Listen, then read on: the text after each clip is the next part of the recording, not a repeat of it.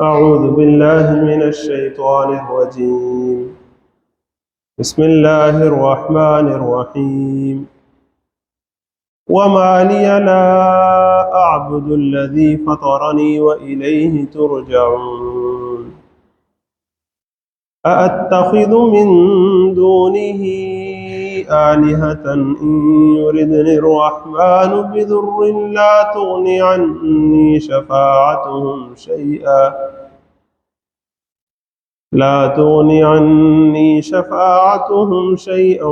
ولا ينقذون. إني إذا لفي ضلال مبين. إني آمنت بربكم فاسمعون. قيل ادخل الجنة قال يا ليت قومي يعلمون بما غفر لي ربي وجعلني من المكرمين. صدق الله العظيم. رب اشرح لي صدري ويسر لي أمري واحلل عقدة من لساني يفقهوا قولي واجعل لي وزيرا من أهلي. اللهم أرنا الحق حقا وارزقنا اتباعه وأرنا الباطل باطلا وارزقنا اجتنابه. سبحانك لا علم لنا إلا ما علمتنا إنك أنت العليم الحكيم. جیسا کہ آپ کو پتہ ہے کہ رمضان میں دورہ ترجمۃ القرآن کی محفلیں مختلف جو حصے ہیں شہر کے اور ملک کے اس میں منعقد ہوتی رہی ہیں. آپ کے یہاں بھی قریبی ہال میں منعقد ہو رہی تھی. اس میں تراویح میں جتنا قرآن مجید پڑھا جاتا ہے اس کو ساتھ ساتھ اس کا ترجمہ کر کے تو ایک مہینے میں پورے قرآن مجید سے ایک نظر گزار لیا جاتا ہے. یہ بڑا اچھا موقع ہوتا ہے. اسی طرح جو ہمارے استاد ہیں ڈاکٹر اسرار احمد رحمۃ اللہ علیہ، انہوں نے جب یہ دورہ ترجمۃ القرآن اپنا ریکارڈ کروایا جو بیان القرآن کے نام سے آپ کو ملے گا، اس کی پہلی 4 جو ایپیسوڈز تھیں وہ تعارف قرآن کے ضمن میں تھی. وہاں انہوں نے تعارف قرآن کے ضمن میں قرآن مجید کی آیات، صورتیں، رکوع، پارے، جو پورے مختلف یونٹس ہیں اس کا تعارف کروایا تھا. تو رکوع کی جو تقسیم ہے اس میں نسبتاً بڑی حکمت پائی جاتی ہے. اچھا، آیات اور صورتیں جو ہیں وہ تو آپ صلی اللہ علیہ وسلم کی طرف سے طے شدہ ہیں، اور اس کے بعد جو منزلیں ہیں ساتھ وہ بھی صحابہ کے زمانے میں تھیں. رکوع اگرچہ بعد کی چیز ہے لیکن اس میں بڑی حکمت پائی جاتی ہے. جس طرح بھی آپ دیکھیں کہ ہم نے دوسرا رکوع شروع کیا ہوا تو وہ پورا ایک واقعہ ہے، ایک رسول کے پورا ایک امتی کا پورا واقعہ ہے. لیکن پاروں کی تقسیم جو ہے یہ ذرا رینڈم رہی ہے. عام طور پر ایک بات چل رہی ہوتی ہے، بیچ میں اس پارہ ختم ہو جاتا ہے. تو ابھی آپ ذرا غور کریں کہ وہ تقریر چل رہی تھی پچھلے جمعے جو ہم نے شروع کی تھی. ایک امتی جو رسولوں پر ایمان لے کر آئے تھے اور انہوں نے تقریر کرنا شروع کی تھی اپنی قوم کے سامنے، اپنی دعوت شروع کی تھی. تو بھی ان کے 2 جملے ہوئے تھے کہ سپارہ ختم ہو گیا تھا اور اب اگلا سپارہ شروع ہو رہا ہے، اور وہیں سے ان کی تقریر کنٹینیو ہو رہی ہے. تو پیچھے سے پھر ہم اس کو ریوائز کر کے ساتھ ملاتے ہیں. بسم اللہ الرحمن الرحیم. میں صرف ترجمہ کروں گا اور انشاءاللہ پچھلی دفعہ جو ہم نے سبق یہاں سمجھنے کی کوشش کی تھی وہ ریوائز ہو جائے گا. وَاضْرِبْ لَهُمْ مَثَلًا أَصْحَابَ الْقَرْيَةِ. اور اے نبی صلی اللہ علیہ وسلم آپ ان سب کو سنائیے مثال کے طور پر بستی والوں کا قصہ. اذ جاءها المرسلون. جب ان کے پاس پیغمبر آئے تھے. اذ ارسلنا الیہم اثنین. جب ہم نے ان کی طرف 2 پیغمبر بھیجے تھے. فکذبوہما. تو ان سب نے انہیں جھٹلا دیا بحیثیت مجموعی. فعززنا بثالث. پھر ہم نے تقویت دی، سپورٹ کیا انہیں ایک تیسرے پیغمبر سے. فقالوا. اور ان سب نے کہا انا الیکم مرسلون. ہم تمہاری طرف بھیجے گئے ہیں. یعنی کہ 3 الفاظ پر مشتمل مختصر سی دعوت رسولوں کے سامنے آ گئی. ساری باتوں کی ایک بات کہ ہم اللہ تعالیٰ کے رسول ہیں، اس بات کو مانو گے تو باقی ساری باتیں پھر آئیں گی آگے. قالوا. انہوں نے کہا ما انتم الا بشر مثلنا. تم تو ہماری طرح کے صرف ایک انسان ہی ہو، اور کیا ہو. وما انزل الرحمن من شیء. اور رحمان نے تو تم پر کچھ بھی نازل نہیں کیا. ان انتم الا تکذبون. تم تو صرف اور صرف واضح جھوٹ بولتے ہو. قالوا. انہوں نے کہا ربنا یعلم. ہمارا رب جانتا ہے. انا الیکم لمرسلون. بات دوبارہ وہی، پیغام ادھر کا ادھر. انا الیکم لمرسلون. زور پیدا ہو گیا لیکن پیغام ادھر ہی ہے. انا الیکم لمرسلون کہ ہم ضرور آپ کی طرف، تم سب کی طرف رسول بنا کر بھیجے گئے ہیں. وما علینا الا البلاغ المبین. اور ہم پر ذمہ داری نہیں ہے سوائے صاف صاف پیغام پہنچا دینے کی. یہ جو الفاظ ہیں اس پر دوبارہ تھوڑا سا ذرا غور کیجیے کہ رسولوں کی اصل ذمہ داری ہوتی ہے پہنچا دینے کی. زبردستی کسی کو ہدایت پر لے آنا یہ رسولوں کی نہ ذمہ داری ہوتی ہے اور نہ اختیار ہوتا ہے. جب کسی چیز کی ذمہ داری ہو تو ہی اختیار دیا جاتا ہے، اور جب اختیار ہو تو ہی ذمہ داری ہوتی ہے. دونوں چیزیں تو ساتھ ساتھ چلتی ہیں. تو رسولوں کی ذمہ داری اتنی ہے کہ صاف صاف پہنچا دینا بس، اور یہ وہ اپنی ذمہ داری پوری طرح ادا کرتے آئے ہیں. بعد میں انسانوں کا انفرادی طور پر بھی یہ اختیار اللہ تعالیٰ نے انہیں دے رکھا ہے، اما شاکر و اما کفورا. اور اسی طرح اجتماعی طور پر بھی قوموں اور معاشروں کو اجتماعی طور پر بھی اللہ تعالیٰ نے ایک یہ اختیار دیا ہوتا ہے کہ انہوں نے اجتماعی طور پر سدھرنا ہے تو سدھر جائیں، بگڑنا ہے تو بگڑ جائیں. Choice is yours. رسولوں کا کام تو واضح واضح پہنچا دینا ہوتا ہے. زبردستی پکڑ کے تو کسی کو وہ سیدھا نہیں کر سکتے. کیوں؟ رسولوں کی جو اصل جو مقصد ہے ان کا وہ کیا ہے کہ بندہ اپنے رب کے ساتھ جڑے، اس کا دل صاف ہو جائے، اس کے دل میں رب کی یاد پیدا ہو، دل کا تعلق اللہ سے ہو. اب یہ دل کے معاملات کبھی زبردستی ہو سکتے ہیں؟ سوچے آپ. تو یہ زبردستی کرنے والے کام نہیں ہوتے، یہ تو قائل کر کے مائل کر کے سمجھا بجھا کر پھر معاملات ہوتے ہیں. ہاں ایک ہے معاشرہ بحیثیت مجموعی ایک عدل و انصاف کی پیاس لیے اب قائم ہو رہا ہے عدل و انصاف کے رستے پر، لیکن کچھ لوگ ہیں جو یا غلطی سے یا ضد سے یا عادت سے مجبور ہو کر جرائم کرتے ہیں اور لوگوں کے حق مارتے ہیں. ان کے لیے جو سزا تجویز کی گئی ہے وہ بھی ایک لحاظ سے علاج ہے پورے معاشرے کا بحیثیت مجموعی. جس طرح کوئی اگر حصہ گل سڑ جائے تو اس کی ٹریٹمنٹ کی جاتی ہے، اس کی سرجری کی جاتی ہے، تو وہ بندے کے فائدے میں ہی کی جاتی ہے بحیثیت مجموعی. اسی طرح وہ پورے معاشرے کے فائدے ہی کے لیے اس کے کچھ جو خراب عنصر ہوں ان کو پھر کہنے میں کرنے کے لیے پوری جو سزائیں اسلام نے دی ہیں ان کا بھی اپنی جگہ الگ ایک مقام ہے. تو وما علینا الا البلاغ المبین قالوا انا تطیرنا بکم. اچھا یہ جو ہے نا کہ رسولوں کی ذمہ داری ہے صاف صاف پہنچا دینا، عام طور پر جب اس کو اگنور کیا جاتا ہے اور دعوت و تبلیغ کی اہمیت کو، معاشروں میں اصلاح کی اہمیت کو جب اگنور کیا جاتا ہے تو پھر بعض اوقات ظلم کے خاتمے کی خواہش اور عدل و انصاف کے قیام کے خواہش بھی غلط رخ اختیار کر لیتے ہیں، اور وہ عدل و انصاف قائم کرنے کے لیے، ظلم کو ختم کرنے کے لیے ظالمانہ طریقے اختیار کرنے لگتے ہیں جو کہ شریعت کے طریقے نہیں ہوتے. شریعت کیا کہتی ہے کہ عدل و انصاف قائم کرنا ہے، لیکن اس کے لیے جو طریقہ کار اختیار کرنا ہے وہ بھی عدل و انصاف ہی کا ہے، اور وہ آپ صلی اللہ علیہ وسلم نے سکھایا. اس میں کوئی ظالمانہ طریقہ نہیں ہے. اللہ تعالیٰ ہمیں چیزوں کو سمجھنے کی توفیق عطا فرمائے. قالوا انا تطیرنا بکم. انہوں نے کہا ہم تو تمہیں نامبارک سمجھتے ہیں، کیونکہ جب بھی رسول آتے ہیں تو ساتھ کچھ اللہ تعالیٰ عذاب بھیجتے ہیں تاکہ ذرا جھنجھوڑا جائے ان کو.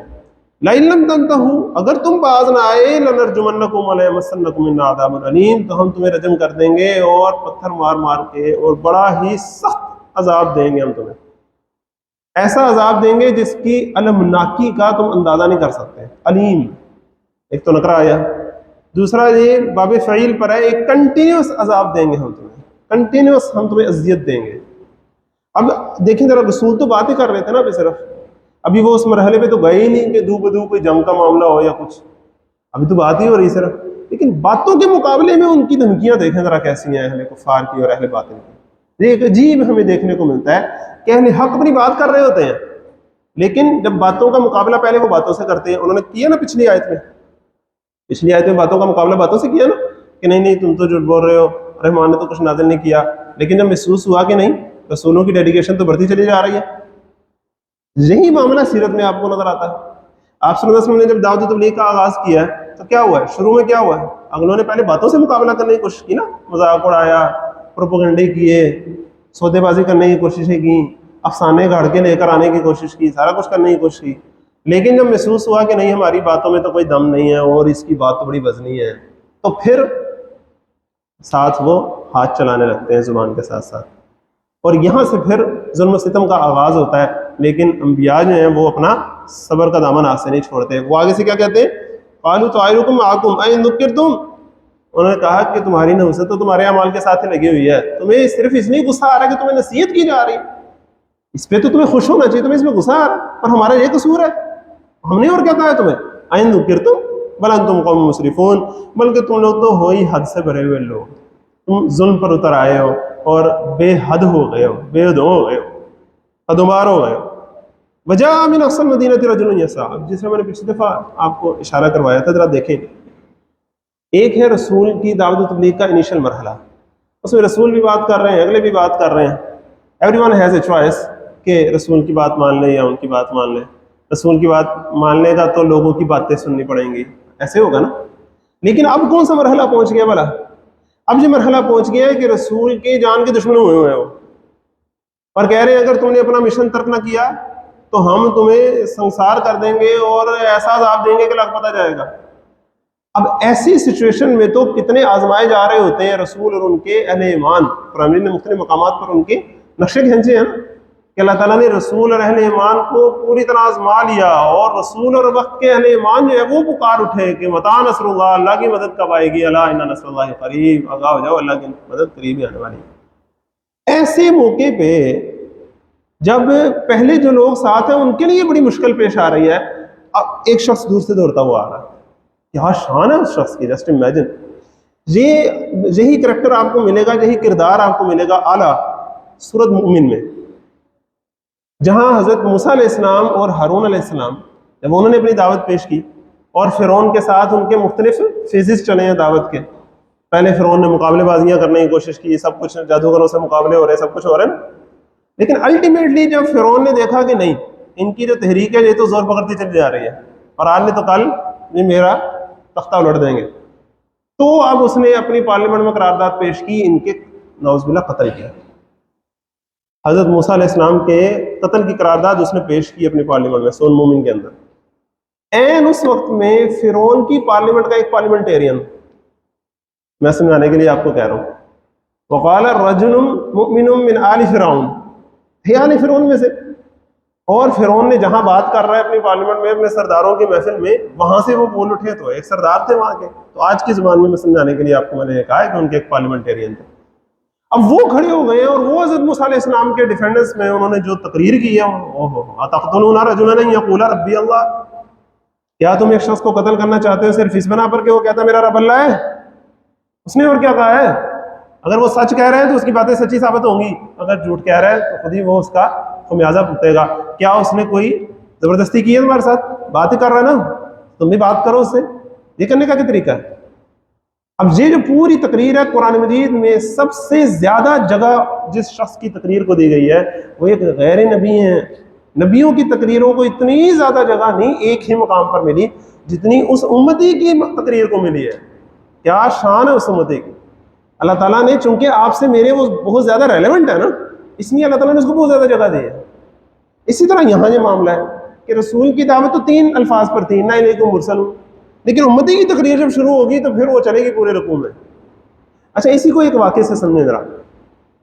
آپ صلی اللہ علیہ وسلم ایک دفعہ جب مسجد حرام میں نماز پڑھنے گئے اور سب کے سامنے نماز پڑھ رہے تھے، تو آپ کو پتہ ہے کہ سیرت میں ظلم و تشدد کے جو جسمانی ظلم کے واقعات ہیں صحابہ پر وہ تو بے شمار ہیں.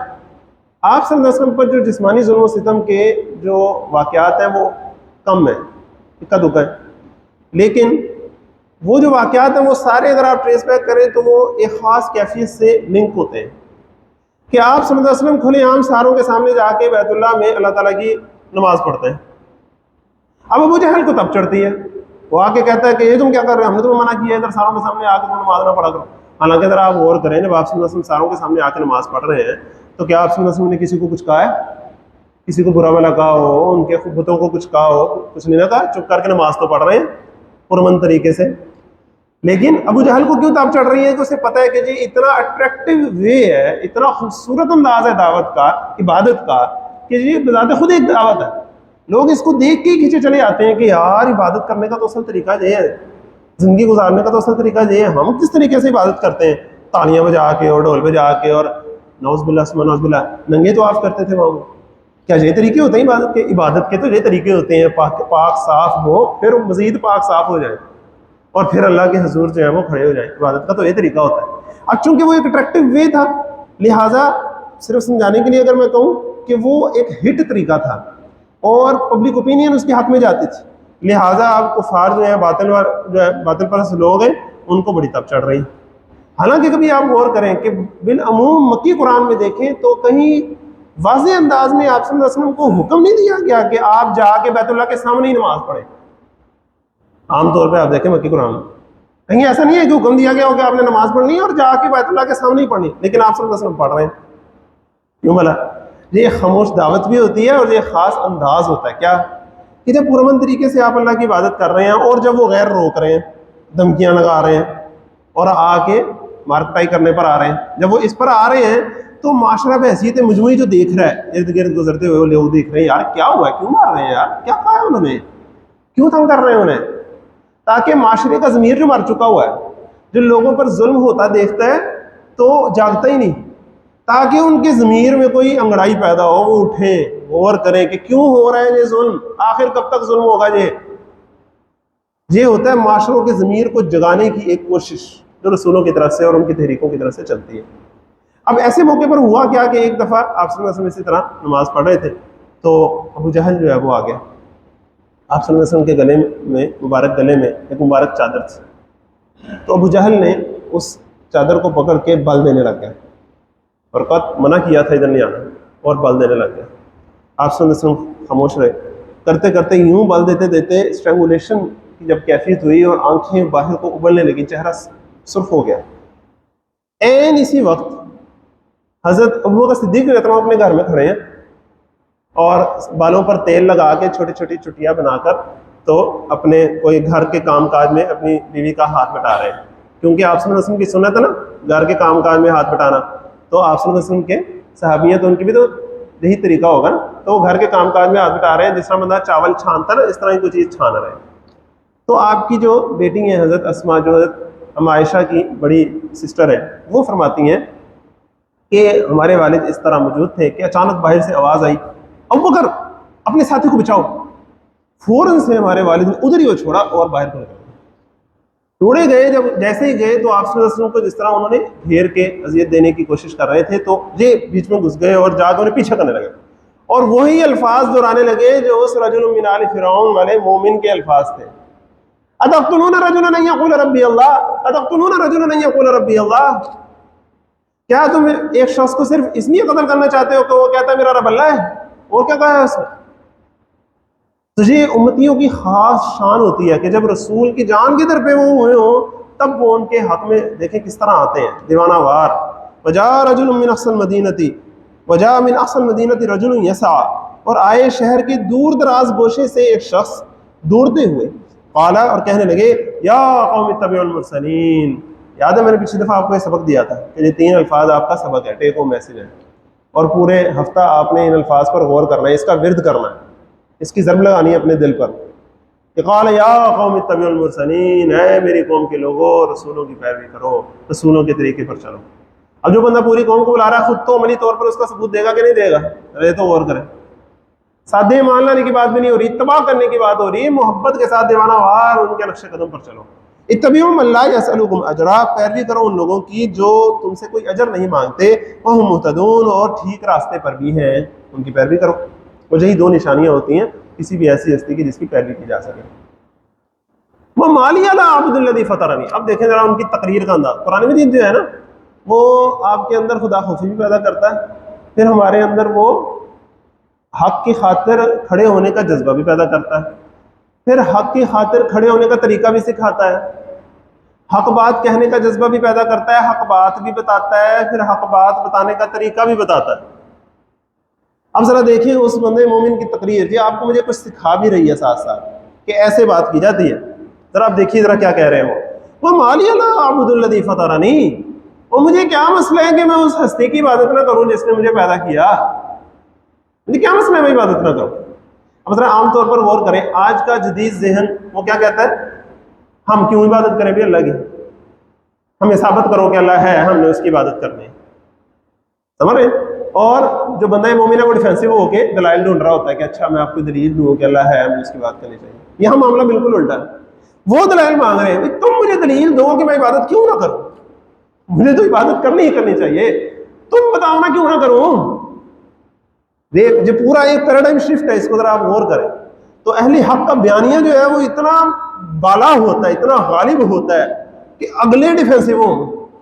حق پر حق والے کیوں ڈیفینسو ہو جائے؟ حق والوں کی بات تو اتنی بالا ہونی چاہیے کہ وہ مالی لا عبد الذی فطرنی، اور مجھے کیا مسئلہ ہے کہ میں اپنے رب کی عبادت نہ کروں. اب عبادت کیا ہوتا ہے؟ عبادت کا مختصر ترین اگر میں آپ کے سامنے ترجمہ کروں تو ہوتا ہے غلامی. قرآن مجید کا بنیادی ترین جو پیغام ہے نا وہ اللہ تعالیٰ کی غلامی کا ہے. قرآن میں دوسرے الفاظ میں یہ کہتا ہے پہلے یہ فیصلہ کر لو تم نے غلامی کس کی کرنی ہے، یہ فیصلہ کر لو اپنے نفس کی غلامی کرنی ہے، اپنے رسوم و رواج اور ارد گرد جو تمہیں دبا لے اس کے سامنے دب جانا ہے، ایسے کرنا ہے، جو تمہیں پھسلا لے اس کے سامنے پھسل جانا ہے، ایسے کرنا ہے، جو تمہیں ورگلا جائے اس کے سامنے ورگلے جانا ہے تمہیں، ایسا کرنا ہے۔ کیا کرنا ہے؟ پہلے فیصلہ کرو کہ تم نے زندگی کس رخ پر گزارنی ہے، کس کی بندگی میں گزارنی، کس کی غلامی میں گزارنی۔ اگر تم کہتے ہو کہ میرا جسم میری مرضی، میرا مال میری مرضی، یا تم کسی غیر کی غلامی برداشت کر کے بیٹھے ہوئے ہو، تو پھر اگلی باتیں تم سے کیا ہوں؟ میں صرف سمجھانے کے لیے کہوں، اقبال کی شاعری میں جس طرح اقبال کہتے ہیں نا کہ غلاموں سے تو پھر بات ہی نہیں ہوتی، پھر تمہارے سے بات کیا کریں ہم؟ پہلے یہ فیصلہ کرو تم نے غلامی کس کی کرنی ہے۔ ہاں اللہ کی غلامی کرنی ہے، اللہ کی عبادت کرنی ہے، تو پھر قرآن میں تمہیں بتائے گا کیسے کیسے کرنی ہے، سارے طریقے بتائے گا۔ پہلے سب سے یہ فیصلہ کرو، تو پہلے سب سے یہ بات آ گئی کہ مجھے کیا مسئلہ ہے کہ میں اللہ کی غلامی نہ کروں؟ وہ اللہ جس نے مجھے پیدا کیا، اور یہ الفاظ بڑے خوبصورت ہیں، فطرانی، اس نے مجھے فرام دا بلیو پیدا کیا، میں تو کچھ بھی نہیں تھا، اس نے مجھے پیدا کر دیا اور مجھے ایسا بنا دیا جیسا کہ میں ہوں۔ کیا مطلب؟ صرف پیدا نہیں کیا، مجھے پال پوس کے، میرا پروردگار تھا تو مجھے پال پوس کے اس نے اتنا بڑا کر دیا، مجھے دیکھنے والا، مجھے سننے والا بنایا، مجھے دنیا میں ایک عزت دی، میرے پاس جتنا مال ہے وہ اسی نے تو دیا، میری بیوی بچے سب اہل و عیال اسی نے تو دیے، جی مجھے سوچنے سمجھنے کی صلاحیت بھی تو اس نے دی، اور میں اس سوچنے سمجھنے کی صلاحیت سے فائدہ اٹھا کر اس سوچنے سمجھنے کے نتیجے میں یہاں پہنچ گیا ہوں کہ وہ مالی اللہ عبد الذی فطرنی، مجھے کیا مسئلہ ہے کہ میں اس کی عبادت نہ کروں جس نے مجھے پیدا کیا۔ اسی نے تو میرے اندر شکر کا جذبہ رکھا، اسی نے تو میرے اندر ضمیر رکھا کہ مجھے میری فطرت پر اس نے ہی تو پیدا کیا، تو مجھے کیا مسئلہ ہے کہ میں اس رب کی عبادت نہ کروں جس نے مجھے پیدا کیا۔ وَإِلَيْهِ تُرْجَعُونَ، اور جس کی طرف تم سب لوٹائے جاؤ گے۔ اب ایک آیت کے اندر ایمان باللہ بھی آ گیا، ایمان بالآخرت بھی آ گیا۔ ایمان باللہ آ گیا نا کہ اللہ کی عبادت کرنی، ایمان بالآخرت کیا آ گیا کہ اسی کی طرف تم سب نے لوٹ کر جانا ہے۔ اب جو بھی بڑے خوبصورت الفاظ ہیں کہ صرف میں نے نہیں لوٹ کے جانا، وہاں تم سب نے بھی لوٹ کے جانا ہے۔ تو اب اس کے دونوں رخ ہو گئے، ایک یہ کہ میں نے بھی وہیں جانا ہے، تم نے بھی وہیں جانا ہے، تو باز آ جاؤ تم بھی اسی اللہ کی عبادت کرو۔ اور دوسرا رخ اس کا کیا ہے کہ اگر تم اس کی عبادت نہیں کرو گے، میرے ساتھ ظلم و ستم کا رویہ رکھو گے، رسولوں پر ظلم و ستم کرو گے، تو کوئی نہیں، جانا تو اتھے ہی ہے، پوچھے گا تاڑا رابطہ نو پوچھے گا، وَإِلَيْهِ تُرْجَعُونَ، جانا تو تم لوگوں نے ادھر ہی ہے، رب ہی کی طرف تم سب نے لوٹ کر جانا ہے۔ وَإِلَيْهِ تُرْجَعُونَ أَأَتَّخِذُ مِن دُونِهِ آلِهَةً، اب پھر سوال پوچھا جا رہا، ڈیفینسو نہیں ہو جا رہا، آگے بات رکھی جا رہی، أَتَّخِذُ مِن دُونِهِ آلِهَةً، کیا میں اس رب کو چھوڑ کر کسی اور کو الہ بنا لوں، اس کے علاوہ کسی اور کو بھی الہ بنا لوں، ایسا کروں میں؟ اور الہ کیا ہوتا بھلا؟ الہ کی تین ڈائمینشن پھر اپنے ذہن میں لے آئیں، وہ ہستی جس سے سب سے زیادہ محبت کی جائے۔ تو دوسرے الفاظ میں وہ کہہ رہے ہیں کہ میں اپنے رب کے علاوہ کسی اور کو چاہوں؟ نہیں۔ دوسری ڈائمینشن کیا ہوتی ہے؟ وہ ہستی جس کا بہت زیادہ خوف اور رعب اور دبدبا ہو انسان پر، تو میں اپنے رب کے علاوہ کسی اور سے ڈروں؟ تم لوگوں سے ڈروں؟ ہماری سزاؤں سے ڈروں؟ نہیں۔ تیسری ڈائمینشن کیا ہوتی ہے کہ جس پر حد درجے زیادہ توکل ہو کہ اگر اس کی طرف سے میرے لیے خیر لکھی ہوئی ہے تو کوئی نہیں روک سکتا، اور اس کی طرف سے میرے لیے کوئی شر آ گیا ہے تو پھر کوئی مجھے اس سے بچا نہیں سکتا، تو میں کسی اور پر بھروسہ کروں، کسی اور پر توکل کروں؟ نہ۔ أَتَّخِذُ مِن دُونِهِ آلِهَةً إِن يُرِدْنِ الرَّحْمَنُ بِضُرٍّ، اگر رحمان ارادہ کرے مجھے نقصان پہنچانے کا، لا تغنی عنی شفاعتہم شیئا، تو کام نہ آ سکے میرے ان کی شفاعت ذرا بھی، ان کو تم پوجتے ہو اور مجھے بھی کہہ رہے ہو کہ میں ان کو پوجوں، ان کو الہ بنا لوں، ان کی شفاعت میرے ذرا کام نہیں آ سکے گی، یہ مجھے بچا نہیں سکیں گے، ولا ینقذون، اور نہ ہی وہ مجھے چھڑا سکیں گے، نہ ان کے اندر صلاحیت ہے، اختیار ہے کہ وہ مجھے چھڑا سکیں، اور نہ اللہ تعالیٰ نے کسی کو یہ مقام دیا ہوا ہے کہ اللہ تعالیٰ کسی کے لیے جب نقصان پہنچانے کا ارادہ کر لے تو وہ شخص اگر اللہ کا باغی ہو، اللہ کا منکر ہو، اور اللہ تعالیٰ کی شریعت کو پاؤں تلے روننے والا ہو، اللہ کے رسولوں کا دشمن ہو، پھر کوئی روک لے اسے؟ نہیں، اللہ تعالیٰ کو پھر کوئی نہیں روکتا۔ تو إِن يُرِدْنِ الرَّحْمَنُ بِضُرٍّ لَا تُغْنِ عَنِّي شَفَاعَتُهُمْ شَيْئًا وَلَا يُنقِذُونَ۔ اب آپ دیکھیں یہ ایسی بات ہے، آئے دن ہمیں یہ نظر آتی ہے لیکن ہم اس کا یقین نہیں کرتے۔ اللہ تعالیٰ نے عزت ذلت اپنے ہاتھ میں رکھی ہے، بعض اوقات سارے مادی ذرائع کسی کو ذلیل کرنے کے در پہ ہیں، اللہ تعالیٰ ہے کہ اس کی عزت لوگوں کے دلوں میں بڑھائی جاتا ہے۔ ایک شخص اس نے اپنی عزت کے لیے سارے مادی ذرائع اکٹھے کر لیے ہیں، اللہ تعالیٰ ہے کہ لوگوں کے دلوں میں اس کی ذلت ڈالے جاتا ہے، اس کو ذلیل کر دیتا گھر بیٹھے بٹھائے.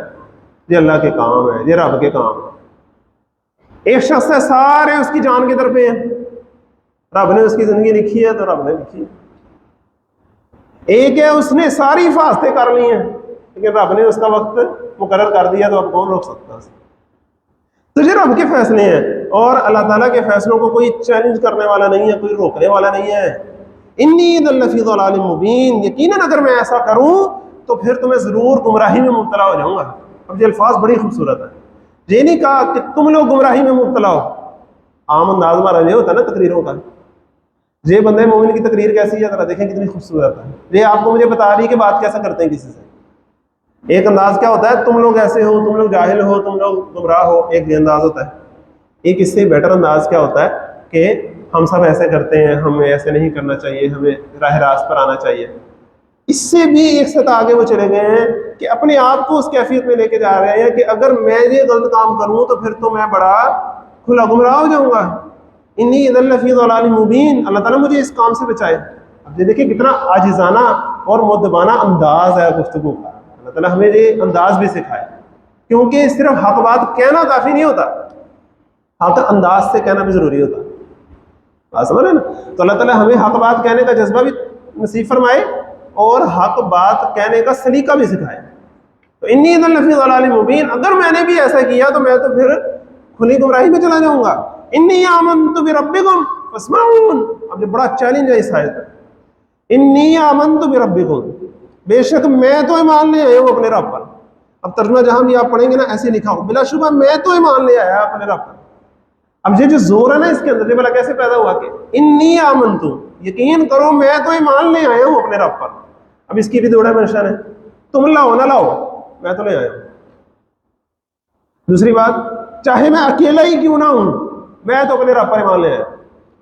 انی آمنت بربکم، اب پھر الفاظ بڑے خوبصورت ہیں کہ انی آمنت بربکم، رب تو وہ تم سب کا ہے، ایمان تو تم سب کو چاہیے کہ اس پر لے کر آؤ، لیکن تم سارے نہیں لا رہے، میں پھر بھی لے آیا ہوں. اور تم اس کے خلاف کھڑے ہوئے ہو، تم اس پر ایمان لانے والوں کے خلاف کام کر رہے ہو، میں پھر بھی ڈٹ کے دکھاؤں گا تمہیں اور میں پھر بھی اپنے رب پر ایمان لے کر آیا ہوں. انی آمنت بربکم فاسمعونی، تو تم لوگ بھی میری بات سن لو، تم لوگ بھی میری بات مان لو، تم لوگ بھی اپنے رب پر ایمان لے آؤ. اور دوسری ڈائمنشن اس کی بڑی خوبصورت ہے، سن لو، ڈنکے کی چوٹ میں اعلان کر رہا ہوں، میں چھپ نہیں رہا، کر لو جو کرنا ہے تم نے، میں تو اپنے رب کے اوپر ایمان لے کر آیا ہوں. یہ اب اس کا جذبہ دیکھیں، اس بندے مومن کا کیا جذبہ ہے. اللہ تعالیٰ ہمیں یہ جذبہ نصیب فرمائے. جب یہ جذبہ ہوتا ہے نا تو پھر قوم بلا کیا کرتی ہے؟ قوم وہ کرتی ہے جو حضرت ابوبکر صدیق رضی اللہ عنہ کے ساتھ انہوں نے کرنے کی کوشش کی. آپ صلی اللہ علیہ وسلم کو انہوں نے چھوڑ دیا، حضرت ابوبکر صدیق رضی اللہ عنہ کو پکڑ لیا، کیونکہ آپ صلی اللہ علیہ وسلم کے اوپر ہاتھ اٹھانا بہت ایک مشکل بات تھی ان کے لیے، کیونکہ بنو ہاشم کے قبیلے کا ایک پروٹیکشن والا معاملہ بھی ہے اور خود بھی بڑے رہنما کے تھوڑا ایک معاملہ ہوتا ہے، ایک بندے کے اندر روب ہوتا ہے، ایک جھجک ہوتی ہے. جو اس کے ماننے والے ہوتے ہیں نا ان کے ساتھ پھر وہ کیا کرتے ہیں کہ حضرت ابو صدیق رضی اللہ عنہ کو انہوں نے پکڑا اور اس قدر مارا. اور ان سرداروں میں سے ایک سردار تھا عتبہ، وہ ہدایت حاصل کرنے کے بڑا قریب تھا، لیکن اس دن اس کے اوپر بدبختی غالب آ گئی. اس نے اپنا جوتا اتار کے اپنے جوتے سے نعوذ باللہ حضرت ابوبکر صدیق رضی اللہ عنہ کے چہرے کو نشانہ بنایا. مار کھا کھا کے بے ہوش ہو گئے تو ان کے قبیلے والے آئے، انہوں نے پیچھے کیا لوگوں کو. اب جب ان کو اٹھا کے اپنے گھر کی طرف لے کر آئے تو ان کے والد بوڑھے، انہوں نے دیکھا، ان کی چیخ نکلی، ہائے میرے بیٹے کے سائے کس نے کیا. ان کی ماں بھی روئی کہ ہمارا بیٹا جس نے شہر والوں پر ہمیشہ کرم ہی کیا، رحم ہی کیا، ہمیشہ اس نے بھوکوں کو کھانا کھلایا، ہمیشہ اس نے یتیموں کی سرپرستی کی ہے، بیواؤں کی خبر گیری کی ہے، اس نے تو کبھی کسی سے لیا نہیں، ہمیشہ دیا ہی ہے لوگوں کو. یہ شہر والوں نے اس کے ساتھ کیا کیا؟ رات تک انہیں ہوش نہیں آئی، لوگوں نے سوچا شاید سے اللہ کے پاس ہی چلے گئے. لیکن رات کو جا کے جب ان کی آنکھ کھلی تو آنکھ کھلتا ہی انہیں پتا کیا تھا. مجھے بتاؤ آپ صلی اللہ علیہ وسلم کا کیا حال ہے؟ آپ کے والد اور والدہ ابھی تک ایمان نہیں لائے تھے تو انہوں نے کہا دے لو، ابھی بھی تم یہی بات کر رہے ہو، دیکھو ان کی وجہ سے تمہیں کتنی تکلیف ہوئی، چھوڑ دو، کیا کرتے ہو تم نے، وہ کر کر کے چلے گئے، کچھ کھا لو. انہوں نے کہا میں کچھ نہیں کھاؤں گا جب تک میں اللہ کے رسول نہیں. چلے گئے سارے مہمان. جب چلے گئے جو آئے تھے عادت کے لیے تو انہوں نے اپنی والدہ سے کہا کہ آپ جائیں، فاطمہ نام کی خاتون ہے ان کے پاس جائیں، ان سے پوچھیں آپ صلی اللہ علیہ وسلم کا کیا حال ہے.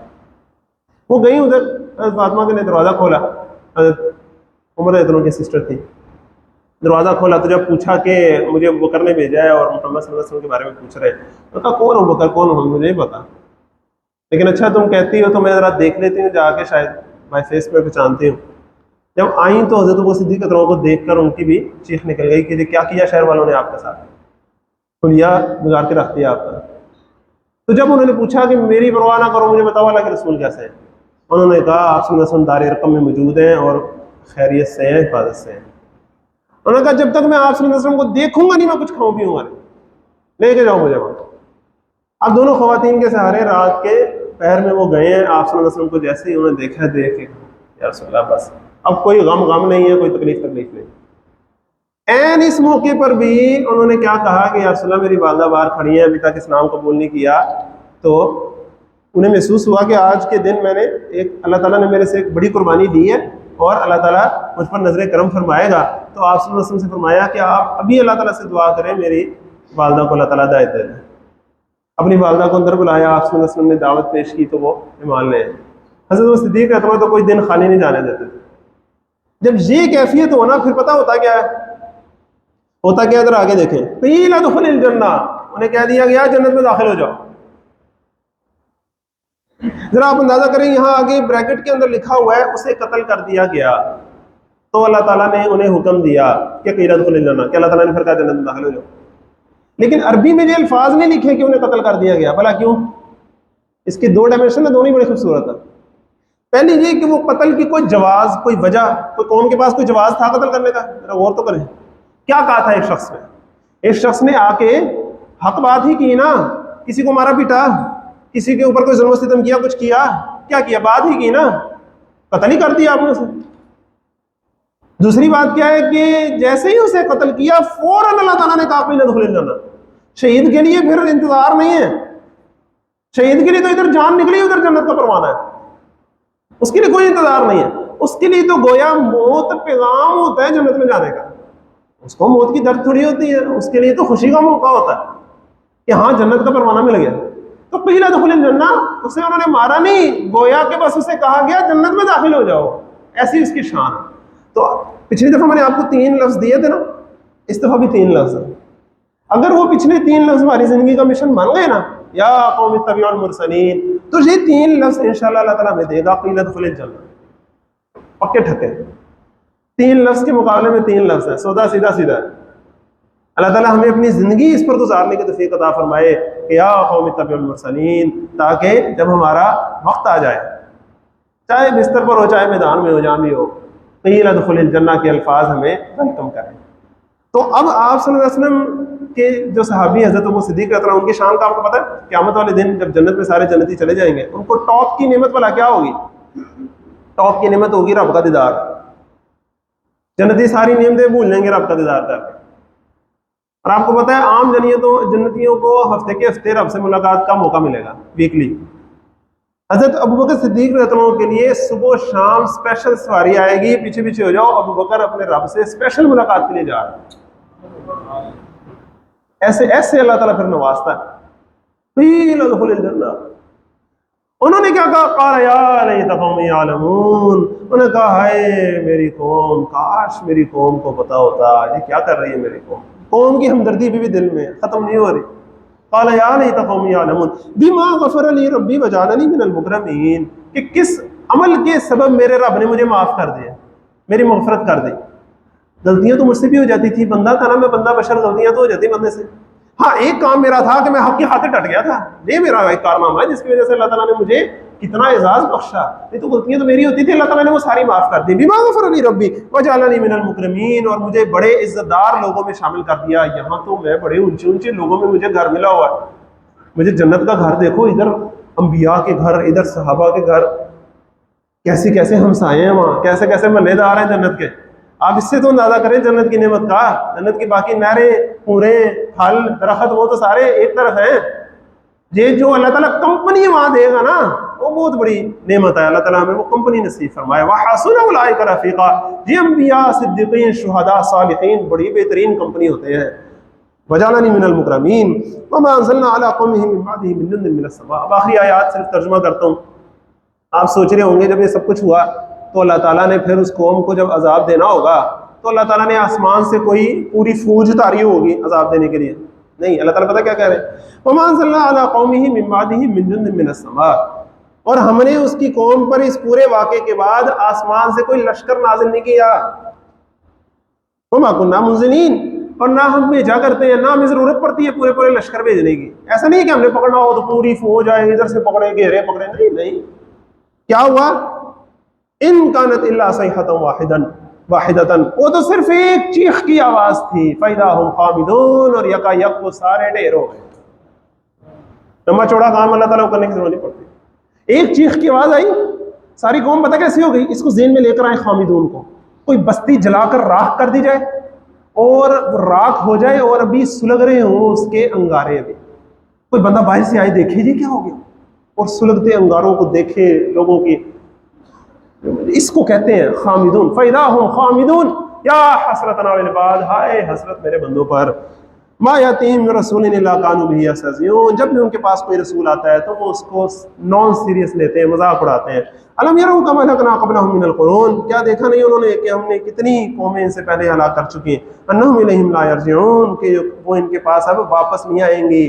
وان کل لما جميع لدینا محضرون، اور ان میں سے کوئی بھی ایسا نہیں ہے کہ وہ بچ جائے، سارے ہمارے حضور پیش کیے جائیں گے. پھر اللہ تعالیٰ پوچھے گا بتاؤ ابھی تم نے کیا کیا، کیا کیا تم نے. اہل حق ایک طرف ہوں گے، اہل باطل ایک طرف ہوں گے، اور رسولوں کے جو دشمن تھے جن کو سورۃ آل عمران میں کیا فرمایا گیا تھا، ان الذین یکفرون بآیات اللہ ویقتلون الذین یأمرون بالقسط من الناس، وہ لوگ جو کفر کرتے ہیں اللہ تعالیٰ کی آیات کا اور قتل کرتے ہیں انبیاء کو، اور قتل کرتے ہیں ان کو جو لوگوں میں عدل و انصاف کا حکم دیتے ہیں، تو ایسے لوگوں کو تو پھر عذاب علیم ہی آ پکڑتا ہے. اللہ تعالیٰ ہمیں اس سے بچائے. صدق اللہ.